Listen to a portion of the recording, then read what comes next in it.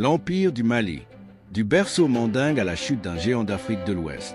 Bien avant les grandes explorations européennes, bien avant que l'Afrique ne soit fragmentée par les colonisations, un empire majestueux s'étendait au cœur de l'Afrique de l'Ouest, l'Empire du Mali.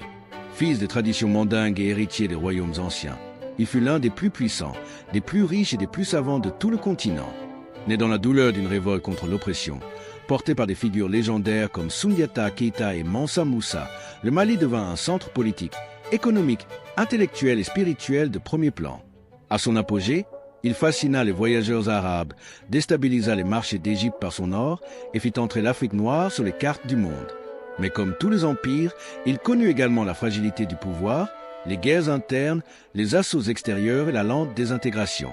Pourtant, son héritage, lui, ne disparut jamais. Voici l'histoire de ce géant d'Afrique, racontée depuis ses origines jusqu'à sa chute, avec toute la grandeur qu'il mérite. Les origines avant l'Empire. Avant la naissance de l'Empire du Mali, l'Afrique de l'Ouest était le théâtre d'importants échanges commerciaux, culturels et spirituels. Des peuples tels que les Mandingues, les Soninké et les Sosso peuplaient cette vaste région. Le Ghana, un empire antérieur situé plus au nord-ouest, dominait alors les routes du sel et de l'or. C'est lui qui, pendant des siècles, servit de modèle politique et économique. Mais aux 6 siècles, le Ghana s'affaiblit. Les invasions des Almoravides, la pression climatique, sécheresse prolongée et les rébellions internes provoquent sa chute. Un vide politique s'installe alors dans la région. C'est dans ce contexte que des petits royaumes mandingues, comme Kangaba, commencent à émerger. Les graines de l'Empire du Mali sont plantées. L'émergence de Soundiata Keïta, le fondateur. Au début du XIIIe siècle, un jeune prince du royaume de Kangaba, Soundiata Keïta, va bouleverser l'histoire. À l'époque, un roi tyrannique et redouté, Soumoro Kanté, règne sur le royaume de Sosso. Il domine les peuples mandingues qui l'oppriment sans pitié. Soundiata, longtemps considéré comme un enfant faible, on raconte même qu'il ne marchait pas avant l'adolescence, finit par s'imposer comme un chef charismatique et courageux. Il parvient à unir les clans mandingues contre Soumoro.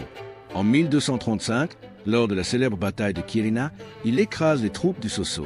Cette victoire marque la fin de la domination des Sosso et le début d'un empire nouveau. Soundiata est proclamé empereur du Mali. Il fonde l'empire et établit sa capitale à Niani, sur les bords du fleuve Niger. C'est le début d'une ère nouvelle. Sous Soundiata Keïta, le Mali devient un État organisé. Il instaure une administration solide, répartit les responsabilités entre différents chefs de province et s'appuie sur une charte appelée la Charte du Mandé, considérée comme l'une des premières déclarations des droits humains au monde. L'Empire s'étend rapidement.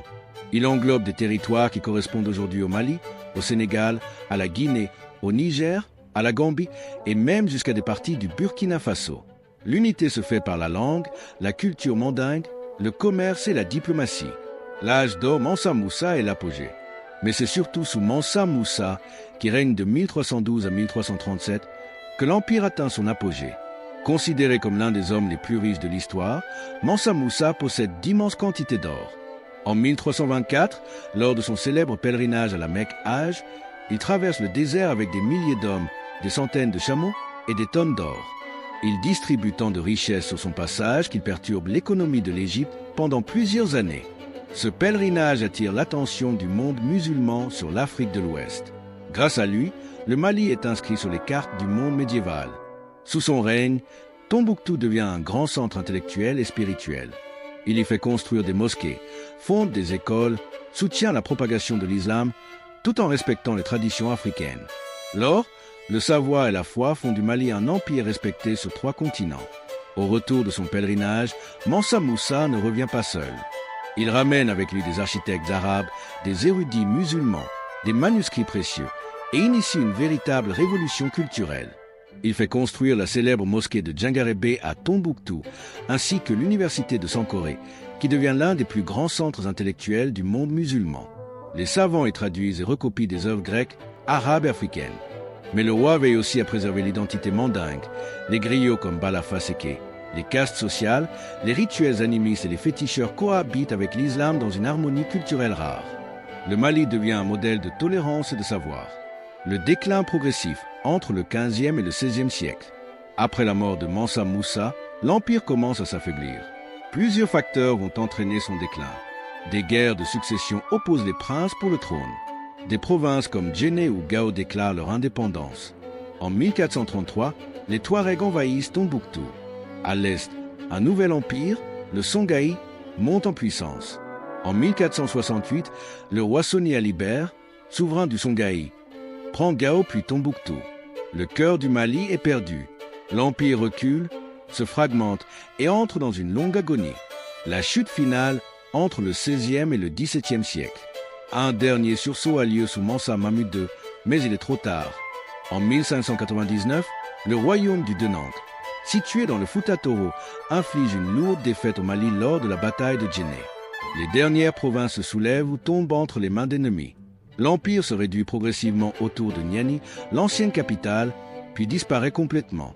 Ce géant de l'histoire africaine, qui rayonna pendant des siècles, laisse place à d'autres puissances émergentes. Un héritage immortel. L'empire du Mali n'est plus, mais son héritage traverse encore le temps. Il a prouvé que l'Afrique noire pouvait fonder des civilisations puissantes, lettrées et organisées. Il a inspiré des générations de rois, de penseurs, d'écrivains et d'historiens à travers le continent. Aujourd'hui encore, des milliers de manuscrits anciens sont conservés à Tombouctou, témoins silencieux d'un âge d'or africain. Les exploits de Soundiata Keïta, de Mansa Moussa et de leurs successeurs sont toujours chantés par les griots dans les villages mandingues comme une mémoire vivante de ce que fut le Mali. Un empire disparu, mais une légende immortelle.